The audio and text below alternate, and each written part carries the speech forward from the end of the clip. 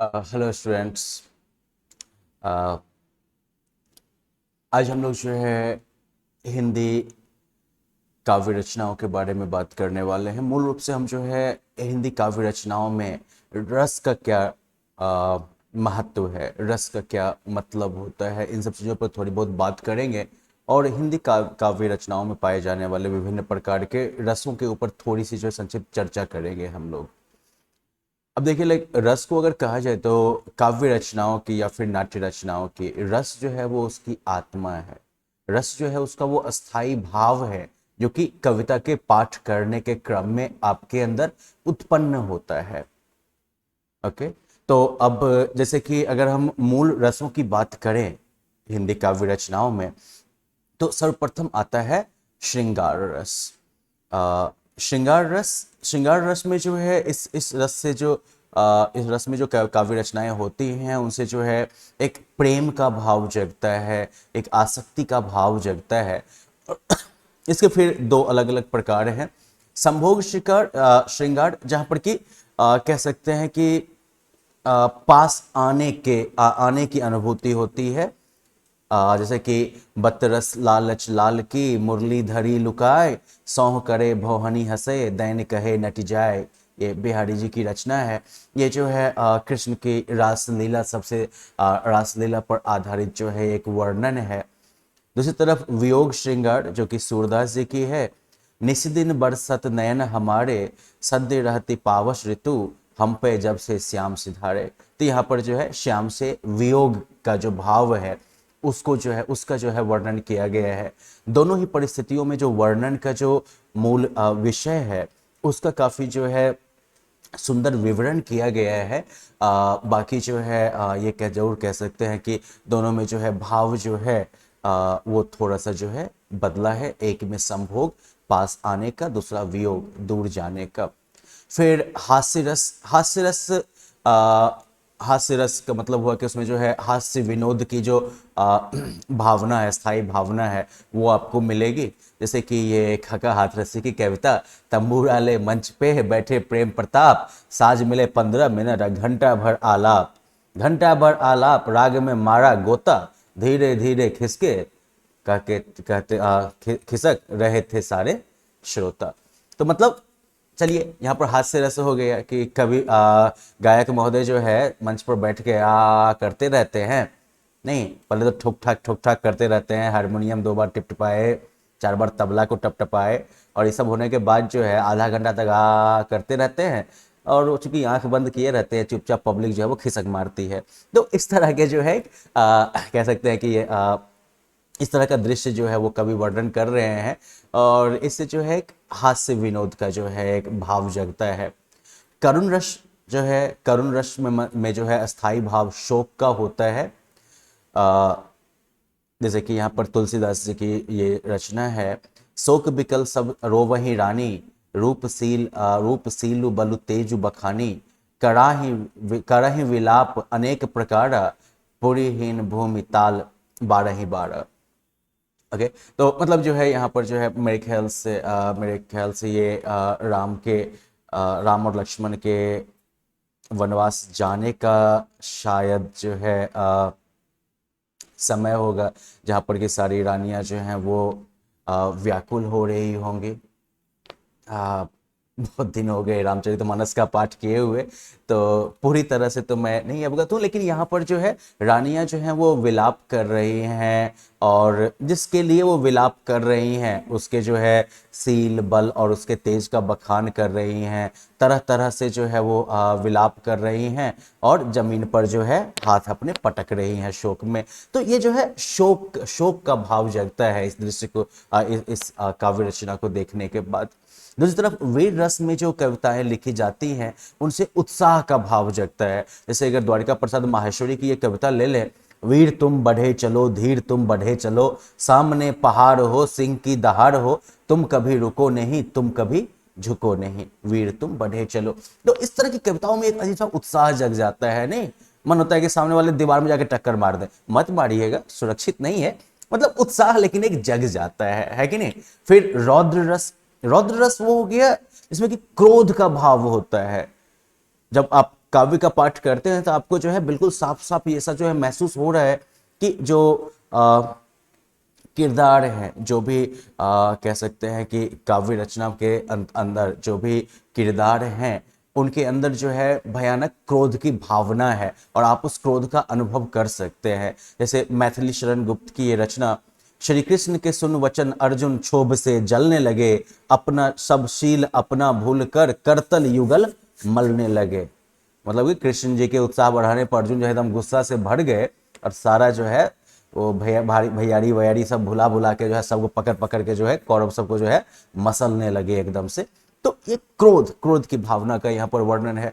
भयानक रस, ऐसी काव्य रचना जिसको पढ़ने से ही जो है एक भय का भाव जो है वो व्याप्त हो जाए। जैसे कि यहाँ पर जयशंकर प्रसाद जो हैं वो शायद किसी बाढ़ वगैरह के दृश्य का ही ऐसा वर्णन कर रहे होंगे। उधर गरजती सिंधु लहरियां कुटिल काल के जालों सी, चली आ रही फेन उगलती फन फैलाए व्यालों सी। ठीक है, तो अगर इस वर्णन को पढ़िएगा तो मतलब ऐसा लगता है कि जैसे जो है काफी गरजती हुई जो है लहरें आ रही हैं, जिनके अंदर कुटिलता भरी हुई है, दुष्टता भरी हुई है, और इस तरह से उन्होंने जो है अपने लहरों को फैला रखा है, जैसे कि व्याल वगैरह जो है वो सियार वगैरह गिद्ध सब जो नोचने खसोटने के लिए तैयार रहता है, उसकी तरह हुआ आ रही है।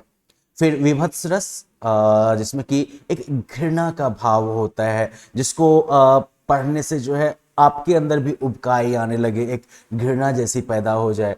जैसे कि यहाँ पर भारतेंदु जो है एक दृश्य का वर्णन कर रहे हैं। सिर पर बैठियो काग, आंख दो खत निकालत, खींचत जी भई सियार, अति ही आनंद उड़धारत, गिद्ध जांघी को खोदी खोदी के मांस उपारत, स्वयं आंगुरिन काट, सॉरी मेरे ख्याल से यहाँ पर जो है कुछ टाइपिंग में गलती हो गई है। ये मेरे ख्याल से सियार रहा होगा। नहीं, सियार तो पहले बीत चुका है। स्वान तो कुत्ता हो गया। स्वान आंगुरिन काटी काटी के खाते विदारत। तो अगर इस दृश्य को आप कल्पना करिए कि सिर पर बैठ के कौवा जो है वो दोनों आंख को नोच रहा है, सियार जो है वो जीभ खींच रहा है, गिद्ध जो है वो जांग को खोद खोद के मांस खा रहा है, और कुत्ता जो है स्वान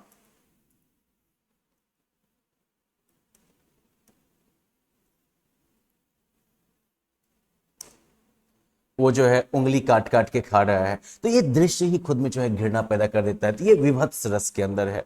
फिर अद्भुत रस, जिसकी जिन जहाँ पर काव्य वर्णन को सुन के जो है एक आश्चर्य की अनुभूति हो, विस्मय की अनुभूति हो। जैसे कि अखिल भुवनचर अचर सब, हरिमुख में लखी मात्र, चकित भई गुद वचन विकसित दृग पुलकात। ये मेरे ख्याल से जो है वो कृष्ण और यशोदा के बीच का वो दृश्य है, जहाँ पर कि कृष्ण जो है वो मिट्टी खाते हैं और यशोदा जब उनको डांटते हुए मुंह खोलने के लिए कहती हैं तो कृष्ण जो है अपना मुंह खोलते हैं और उसे पूरा का पूरा ब्रह्मांड दिखने लगता है। तो ये वर्णन जो है वो उसी विस्मय, उसी आश्चर्य को प्रकट करता है, और ये जो है अद्भुत रस का जो है एक उदाहरण हुआ। फिर शांत रस इस तरह की कविताएं हैं या इस तरह की काव्य रचनाएं हैं जैसे कि एक वैराग्य का भाव, एक शांति का भाव जो है वो पैदा होता है। जितने भी तरह के माया मोह वगैरह सब है, काम वासनाएं जितनी भी चीजें हैं वो सब जो है बिल्कुल खत्म हो जाता है। जैसे कि कबीरदास की ये रचना मन रे तन कागद का पुतला, ये तन है, टन नहीं है। मन रे तन कागद का पुतला, लागे बुंद बिनस जाए छिन में, गर्वे करे क्या इतना। इसका तो मतलब कि कबीर यहाँ पर ये कहते हैं कि भाई ये शरीर जो है वो कागज का पुतला है और एक बूंद गिरेगा तो क्षण में ये खत्म हो जाएगा, इसका क्या इतना गर्व करना है ना। तो यहाँ पर ये वैराग्य का भाव हो गया ना।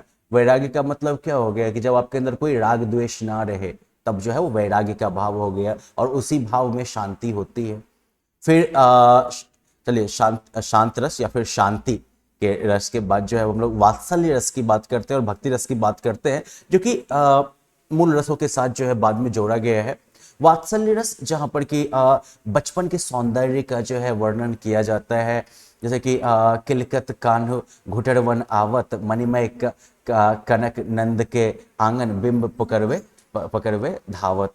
यहाँ पर जो है नंद जी के आंगन में जो है कृष्ण के वो घुटने के बल चलने के दृश्य का वर्णन कर रहे हैं सूरदास।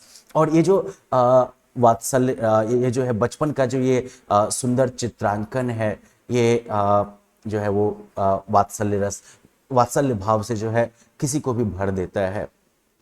फिर जो है भक्ति रस, जिसमें कि भगवान के प्रति जो है प्रेम, भगवान के प्रति अनुराग, इसकी भावना जगती है।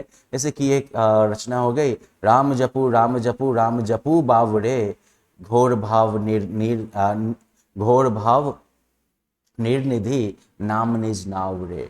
मतलब कि राम का नाम जो है बेवकूफ जपते रहना है, क्योंकि ये दुनिया जो है वो कह सकते हैं कि ये धरा होना चाहिए, ठीक है ना, घोर नहीं होगा, धरा होगा ये।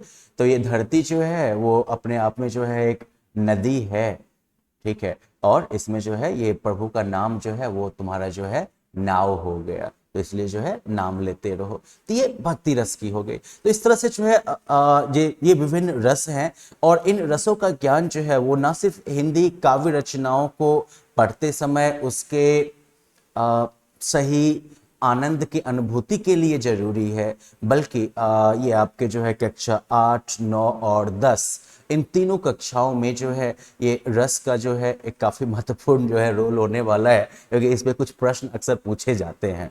तो इसलिए जो है मैंने जो है साथ ही साथ कुल 9 रसों पर आधारित जो है कविताओं का भी उदाहरण या संकलन जो है वो यहाँ पर डाल रखा है।